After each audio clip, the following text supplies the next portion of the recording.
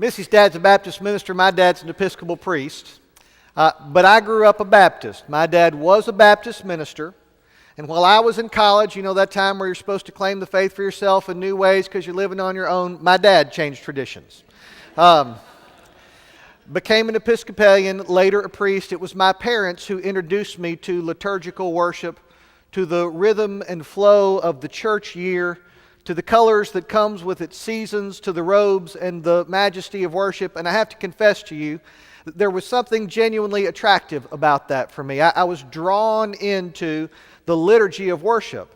But there were real parts of it that I just simply did not understand. The images didn't make sense. I didn't have the referent behind the symbol.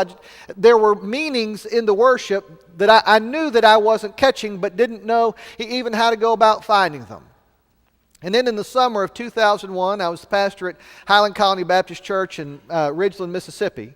And we took a group of teenagers on a mission trip to London, England. It was a glorious trip. A lot of them had never been really very far. It was a cosmopolitan city. Some of our kids had not been ever really far outside of town. My favorite, we were leaving on July 1st. And one of our kids, his name was Corey, said, "This is going to be awesome." And I said, "Why is that, Corey?" He said, "Well, think about it. We're going to London, England." I said, "Right." He said, "Well, we're from Jackson, Mississippi. And you think about what we do for the 4th of July in Jackson. Imagine what they do in London." I said, "It's a little different there." We went to work with Agape, which is the English branch of Campus Crusade for Christ.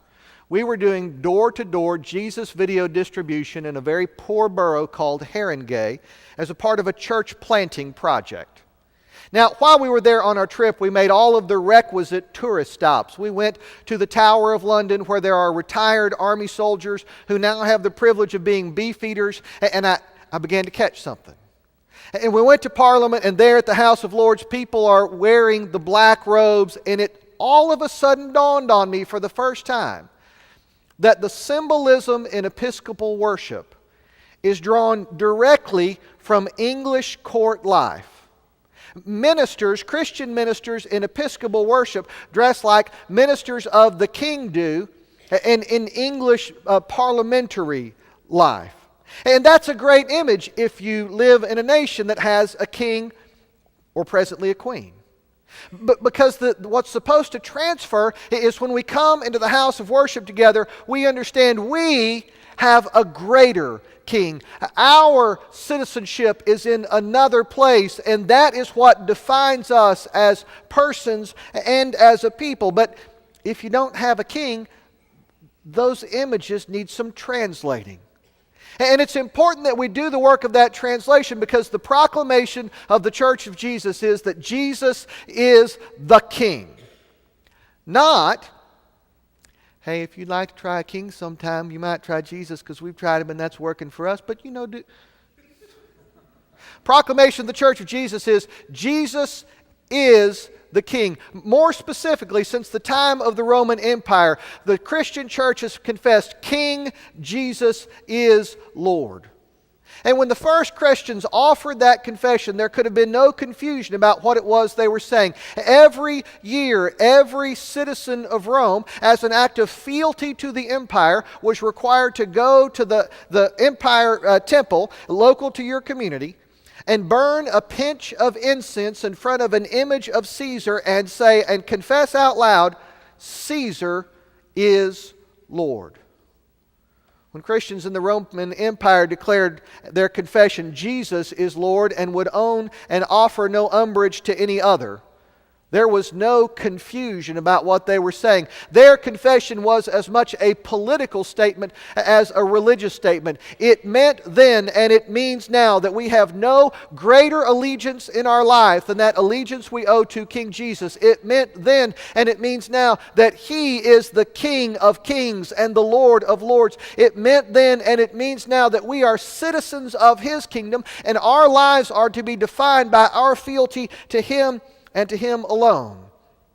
But if you grow up in a country that doesn't have a king, that needs a little translating.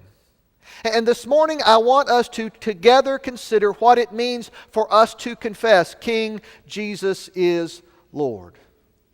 Because our first confession of faith is that. Let's translate it. Today, Barack Obama is the President of the United States of America. You know how I know that? I have good reason to believe that. When Congress passes bills, they take them to Barack Obama to sign them into law. And after he does, they are. He lives at the White House at 1600 Pennsylvania Avenue in Washington, D.C. He flies on Air Force One. The military salutes him every place he goes. And whenever he walks into a room, somebody plays Hail to the Chief. David Gergen, who has been a counselor to 5 presidents of the United States of America, said, take away Air Force One and Hail to the Chief, and nobody wants this job. There is some real privilege that comes along with being President of the United States. Now, I don't have to believe Barack Obama's the President, but that he is the President is objective, external truth. His being President doesn't depend on whether or not I believe it. If I choose to believe that Barack Obama's not the President, they're still going to take him bills to pass into law. He's still going to live in the White House, fly in Air Force One, be saluted, and you're going to hear Hail to the Chief when he walks into a room. We believe that he is the President based on good reason. We declare King Jesus is Lord over all creation. And sometimes it appears that we do so without good reason. There are hunger and disease that make their way all around the world and onto this very block on a weekly basis. There is illness and suffering and death that makes its way into every family and this family of faith and into this room as we offer back those whom we have loved and will love again to the Lord. Every one of us has a pain somewhere in our hearts. Preacher told me one time, preach to the brokenhearted and you will never want for a congregation. There is all kind of reason as people look out at the world to suspect that King Jesus is not Lord. People look out at the creation and they say, peace on earth? Indeed.